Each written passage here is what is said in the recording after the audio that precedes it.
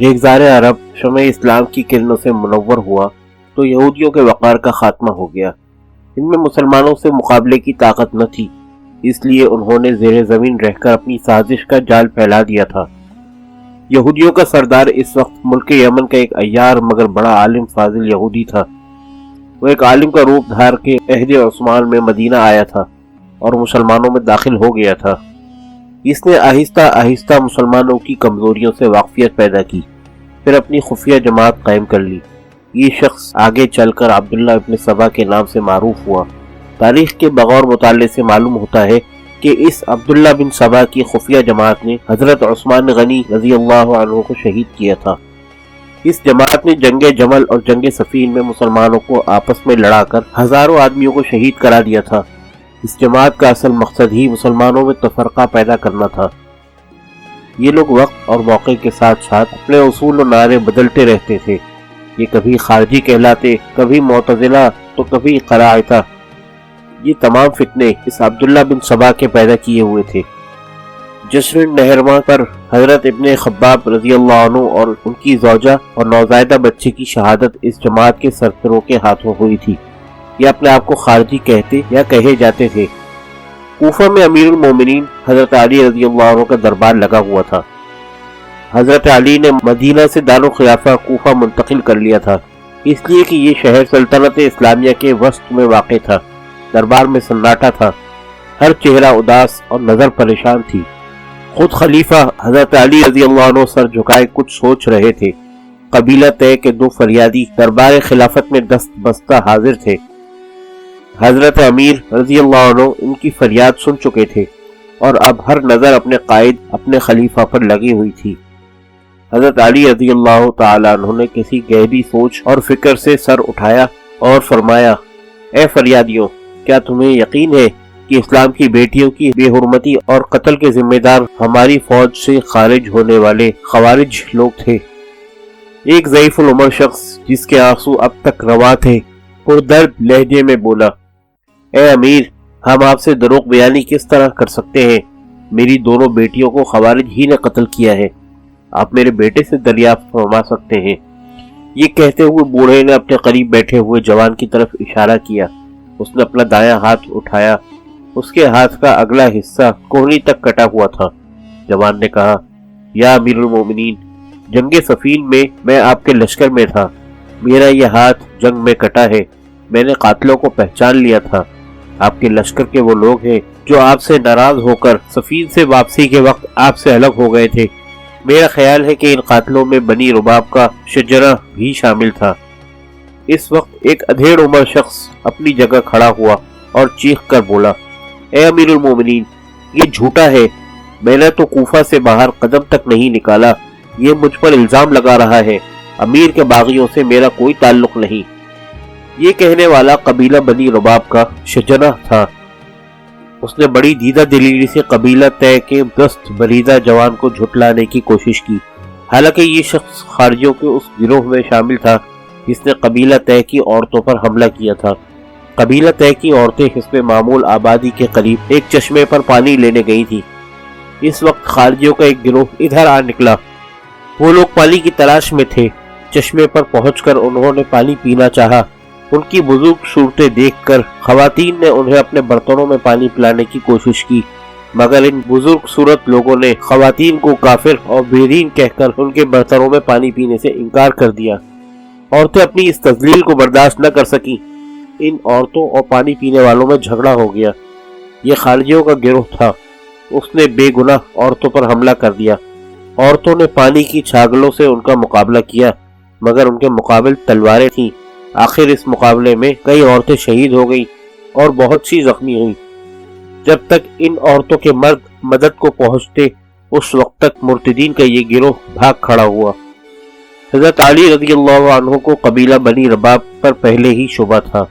انہیں اطلاع دی گئی تھی کہ یہ قبیلہ خوارج سے تعلق رکھتا ہے اور کوفہ میں شجرہ کا مکان ان خارجیوں کا مرکز تھا۔ حضرت علی رضی اللہ عنہ نے شجرہ سے سختی سے پوچھ گچھ کی، مگر انہیں کوئی عینی شہادت نہ مل سکی، اس لیے وہ شجرہ کو سزا نہ دے سکے۔ ابھی یہ باتیں ہو ہی رہی تھیں کہ وہ تیز رفتار ہرکارہ جسے خوارج کا پتہ لگانے پر معمور کیا گیا تھا، ماں ایک اونٹنی کے اپنا گھوڑا بھگاتا دربار خلافت میں آ گیا۔ وہ ہرکارہ دربار میں اترا اور دھاڑے مار مار کر رونے لگا۔ کس کو پتا تھا کہ یہ کون شخص ہے اور اس کے رونے کا سبب کیا ہے، مگر اس کی آہوزاری ایسی تھی کہ تمام درباریوں کی آنکھیں پرنم ہو گئیں، بعض تو اس کے ساتھ رونے لگے۔ جب اس کے رونے دھونے میں کمی ہوئی تو جناب امیر نے دریافت کیا، اے کعب، ہمیں بتاؤ تم پر کیا گزری اور تم اس قدر بے قراری سے کیوں رو رہے ہو؟ کعب اس سوار کا نام تھا جو دربار خلافت میں آیا تھا۔ اس نے گھوڑے کی زیل سے لٹکا ہوا ایک خون آلود کپڑا کھینچ کر ہوا میں لہرایا اور بھرائی ہوئی آواز میں بولا، اے امیر المومنین، یہ دیکھیے، یہ دوپٹہ صحابی رسول صلی اللہ علیہ وسلم حضرت عبداللہ بن خباب رضی اللہ عنہ کی زوجہ کا ہے۔ انہیں ظالم خارجیوں نے جسر نہرواں پر بے دردی سے قتل کر دیا۔ یہ سن کر درباریوں کی چیخیں نکل گئی، ایک کوہرام برپا ہو گیا۔ جناب امیر کی آنکھیں بھی نمناک ہو گئی۔ تھوڑی دیر یہی عالم رہا، پھر جناب امیر رضی اللہ عنہ نے پوچھا، اے کعب، یہ بتاؤ حضرت عبداللہ بن خباب رضی اللہ عنہ کہاں ہے؟ کعب نے اپنے سر پر ہاتھ مارتے ہوئے کہا، یا امیر المومنین، ظالموں نے انہیں بھی شہید کر دیا۔ میری آنکھوں نے جو منظر جسر نہرواں پر دیکھا ہے اسے بیان نہیں کیا جا سکتا۔ حضرت عبداللہ بن خباب رضی اللہ عنہ کا سینہ خنجروں سے چھلنی تھا، ان کی زوجہ کا پیٹ چاک کیا گیا تھا اور ایک نومولود بچے کی لاش ان کے پاس پڑی تھی۔ بچے کے نازک جسم سے تلوار کی نوک آر پار کر دی گئی تھی۔ کعب بیان کر رہا تھا اور دربار خلافت میں کوہرام مچا ہوا تھا۔ لوگ اس قدر بے تحاشا زور زور سے رو رہے تھے کہ کان پڑی آواز سنائی نہ دیتی تھی۔ ہر شخص شدت غم سے پچھاڑے کھا رہا تھا۔ دربار میں نوحہ و غم کی آوازیں اس قدر بلند ہوئی کہ راہ چلتے لوگ بھی دربار میں داخل ہو گئے اور ایک مجمع سا لگ گیا۔ کوفہ کے لوگوں کو جب ابن خباب رضی اللہ عنہ اور ان کی زوجہ اور بچے کی دردناک موت کا علم ہوا تو ان کی چیخ و پکار اور آہوزاری سے زمین و آسمان ہل گئے۔ حضرت ابن خباب رضی اللہ عنہ کے خاندان والوں کا حال تو دیکھا نہ جاتا تھا۔ شہر میں کئی گھنٹے تک ماتم ہوتا رہا۔ حضرت علی رضی اللہ عنہ اس قدر روئے کہ ریش مبارک آنسوؤں سے تر ہو گئی۔ پھر دربار میں انتقام انتقام کی آوازیں بلند ہوئیں۔ عام جوانوں کا خون گرم ہو گیا۔ انہوں نے تلواریں بے نیام کر لیں اور جناب امیر سے درخواست کی کہ انہیں انتقام لینے کی اجازت دی جائے۔ حضرت امیر المومنین کو خدشہ پیدا ہوا کہ اگر ان جوانوں کے جوش پر قابو نہ پایا گیا تو یہ کوئی غلط قدم اٹھا سکتے ہیں۔ سب سے زیادہ خیال اس بات کا تھا کہ خارجیوں کے بہت سے عزیز و اقارب کوفہ میں موجود تھے۔ ان کی حفاظت امیر المومنین پر عائد ہوتی تھی، کیونکہ وہ بظاہر بے خطا تھے اور کوفہ کے باشندے تھے جن کی حفاظت امیر کوفہ کا فرض تھا۔ یہ بات امیر المومنین کے ساتھیوں کو بھی شدت سے پریشان کر رہی تھی۔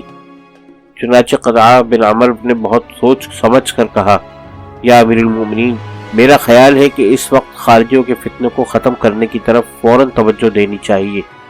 یزید بن قیس نے ہاں میں ہاں ملاتے ہوئے کہا، یا امیر المومنین، ہم آپس کی لڑائی تو بعد میں بھی لڑ سکتے ہیں، لیکن اس وقت خارجیوں نے جو ادھم مچا رکھا ہے اس کا خاتمہ ضروری معلوم ہوتا ہے۔ حضرت امیر المومنین جواب نہ دے پائے تھے کہ عدی بن حاتم نے لب کھولے۔ عدی اس قبیلے کا سردار تھا جس کی خواتین کی خوارج نے بے عزتی کی تھی اور کئی ایک کو قتل کر ڈالا تھا۔ چنانچہ اس نے کہا، یا امیر المومنین، اگر ہم ان خوارج کو ختم کیے بغیر آگے روانہ ہو گئے تو ظالم ہمارے گھروں کو لوٹ لیں گے اور عورتوں اور بچوں کو قتل کر ڈالیں گے۔ میں امیر المومنین سے درخواست کرتا ہوں کہ پہلے ان مرتدوں کا خاتمہ کیا جائے۔ ابھی حضرت علی رضی اللہ عنہ اور حضرت معاویہ رضی اللہ عنہ کے دل صاف نہیں ہوئے تھے اور انہوں نے اپنی اپنی فوجوں کو ازسرنو آراستہ کر لیا تھا۔ مختلف صوبائی امیروں کو صوبائی فوجیں بھیجوانے کا حکم بھی دیا جا چکا تھا۔ کچھ علاقوں کی فوجیں آ بھی چکی تھیں اور یہ سلسلہ جاری تھا، مگر ہوتا وہی ہے جو منظور خدا ہوتا ہے۔ صفین کے بعد حضرت علی رضی اللہ عنہ اور حضرت معاویہ رضی اللہ عنہ کے درمیان جو خونریز جنگ ہوئی تھی، ان میں ہر دو طرف کے سینکڑوں بلکہ ہزاروں آدمی شہید ہوئے تھے۔ ظاہر ہے کہ یہ سب مسلمان تھے، ان میں بڑے بڑے صحابی تھے۔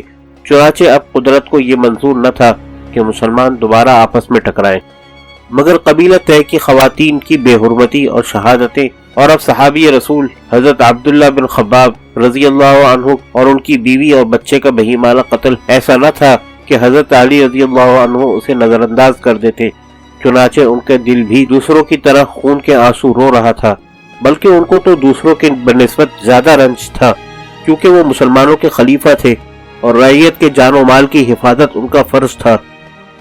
امیر المؤمنین حضرت علی رضی اللہ عنہ نے کئی گھنٹے بڑے کرب میں گزارے تھے۔ لوگوں کی گریہ وزاری، قبیلہ طے کی خواتین کی شہادت، صحابی رسول اور ان کے اہل و عیال کی بردباری، اور اب ان کے رفقا کی درخواست، یہ تمام باتیں ایسی تھیں جنہوں نے حضرت علی رضی اللہ عنہ کو بہت متاثر کیا۔ لوگ منتظر تھے کہ امیر المؤمنین اپنی زبان مبارک سے کچھ ارشاد فرمائیں تاکہ ان کے دلوں کو تسکین ہو، ظالموں کو سزا ملے اور مظلوموں کی داد رسی ہو۔ بس جناب علی المرتضی رضی اللہ تعالی عنہ نے بھی بڑے غور و خوض کے بعد فرمایا، اے مظلوم مسلمانوں، تم نے مجھے خلیفہ بنایا تاکہ میں مسلمانوں کی حفاظت کروں اور دین اسلام کو دنیا میں پھیلاؤں۔ تم نے مجھے خلیفہ بنایا کہ میں مظلوم کو ظالموں کے ہاتھ سے چھٹکارا دلاؤں۔ تم نے مجھے امیر بنایا کہ میری اور لشکر اسلام کی تلواریں ان ظالموں کا قلع قما کرے جو امن سے انحراف کرتے ہیں۔ بس میرا فرض ہے کہ میں اسلام اور مسلمانوں کی حفاظت کروں، رعیت کی جان و مال اور عزت و آبرو پر حرف نہ آنے دوں۔ میرے رفقا کی بھی یہی رائے ہے۔ میں مظلوموں کے غم میں برابر کا شریک ہوں اور اعلان کرتا ہوں کہ میں نے تم سب کے مشورے سے ملک شام کی مہم ملتوی کی، کیونکہ اس وقت شام کی مہم سے پہلے خوارج کا خاتمہ ضروری ہے۔ اس فتنے کا سر اگر فوراً نہ کچلا گیا تو دین اسلام اور مسلمانوں کو سخت نقصان پہنچے گا۔ اب تمہیں جو کہنا تھا تم نے کہہ دیا، اور جو مجھے کہنا تھا میں نے بیان کر دیا۔ اب اپنے اپنے گھروں کو جاؤ اور اللہ سے دعا کرو کہ وہ لشکر اسلام کو ان ناسمجھ بے دینوں کے مقابلے میں کامیاب کرے۔ حضرت علی رضی اللہ عنہ کے اس خطبے اور اعلان سے لوگوں میں خوشی کی لہر دوڑ گئی اور وہ اپنے اپنے گھروں کو خاموشی سے واپس چلے گئے۔ جب حضرت علی رضی اللہ عنہ کے خاص رفقا وہاں رہ گئے تو امیر المؤمنین نے کعب رضی اللہ عنہ کو اپنے پاس بلایا، جسے پہلے ہی روک لیا گیا تھا۔ کعب رضی اللہ عنہ حضرت امیر کے پاس آ کر ادب سے بیٹھ گئے۔ یہ دربار خلافت تھا، مگر نہ تخت و تاج نہ شاہانہ ساز و سامان، بس ایک معمولی سا دری کا فرش تھا۔ اس پر امیر کیا اور فقیر کیا سب ساتھ ساتھ بیٹھتے تھے۔ باہر سے آنے والا اگر ناواقف ہو تو وہ خلیفہ کو پہچان ہی نہیں سکتا تھا۔ امیر المومنین نے کعب سے دریافت فرمایا، اے کعب، یہ واقعہ کہاں اور کب پیش آیا؟ کعب نے ادب سے جواب دیا، علاقہ جسر نہرواں میں اے امیر۔ حضرت عبداللہ بن خباب رضی اللہ عنہ کو نہر کے کنارے شہید کیا گیا اور ان کی زوجہ اور پیدا ہونے والے بچے کی لاشیں نہر سے کچھ فاصلے پر پتھروں اور جھاڑیوں میں پڑی تھی۔ تم نے ان لاشوں کا کیا کیا؟ امیر المؤمنین نے بے چینی سے پوچھا۔ کعب سمجھ گئے کہ جناب امیر کو لاشوں کی بے حرمتی کا خیال پریشان کر رہا ہے۔ انہوں نے جواب دیا، امیر المؤمنین، میں مسلمان ہوں، لاشوں کی بے حرمتی کیسے ہونے دیتا؟ میں نے تینوں لاشوں کو پتھروں اور جھاڑیوں میں دفن کر دیا۔ امیر المؤمنین نے ایک لمبا سانس لیا، جیسے ان کے دل کو کچھ اطمینان ہوا ہو۔ پھر انہوں نے کعب سے پوچھا، کیا تم خارجیوں سے ملے تھے؟ ان کی تعداد کتنی تھی؟ کعب نے سوچتے ہوئے کہا، ان کی تعداد کا صرف اندازہ لگایا جا سکتا ہے، میں نے ان سے ملنے کی کوشش نہیں کی۔ پہلے میں نے سوچا کہ ان سے مل کر اس قتل کا سبب پوچھوں، پھر مجھے خیال آیا کہ اگر میں بھی ان کے ہاتھوں مارا گیا تو دربار خلافت تک خبر کون لے کر جائے گا، اس لیے میں نے ارادہ ملتوی کر دیا۔ تم نے اچھا ہی کیا، جناب امیر بولے۔ اچھا، تمہیں یہ کیسے اندازہ ہوا کہ وہ خارجی ہے؟ یا امیر المؤمنین، کعب نے بتانا شروع کیا، میں نے حد نظر تک خیمے ہی خیمے دیکھے، اندر شمعیں روشن تھیں اور باہر الاؤ جل رہے تھے۔ میں آہستہ آہستہ خیموں کے قریب پہنچا، وہاں سے میں نے شعب بن روسبی اور محضر بن خبز کو خیموں کے باہر ٹہلتے دیکھا۔ تم نے صحیح اندازہ لگایا۔ حضرت علی رضی اللہ عنہ نے کچھ سوچتے ہوئے فرمایا، یہ دونوں اس گروہ میں شامل ہوئے تھے جو ہمارے لشکر سے الگ ہو گیا تھا۔ حضرت علی رضی اللہ عنہ کے رفقا بہت غور سے یہ گفتگو سن رہے تھے۔ جب یہ خاموش ہوئے تو کتاب بن عمر بولے، یا امیر المؤمنین، یہ لوگ کس قدر خودسر ہو گئے ہیں، انہوں نے صحابی رسول کو شہید کر دیا، انہیں کوئی خوف نہیں آیا؟ حضرت علی رضی اللہ عنہ نے فرمایا، فتح، یہ لوگ دین اور انسانیت کے دشمن ہیں، اب ان کا سر کچلنا ہمارا فرض ہے۔